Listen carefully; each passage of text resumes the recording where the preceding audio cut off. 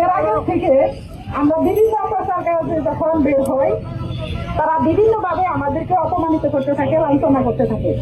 কিন্তু অত্যন্ত দুঃখের বিষয় জানানো যাইতেছে যে গতকালকে তারা সরাসরি আমাদের বোনদের গায়ে হাত দিয়েছে। প্রশাসনের কাছে আমরা এর সুষ্ঠু বিচার চাই। আমরা বাংলাদেশের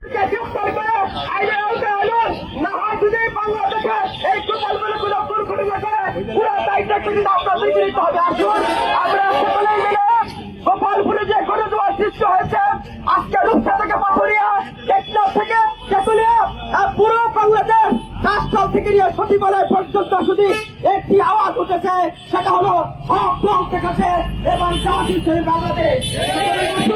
আগামী দিনে আমরা আলকোনের বাংলাদেশ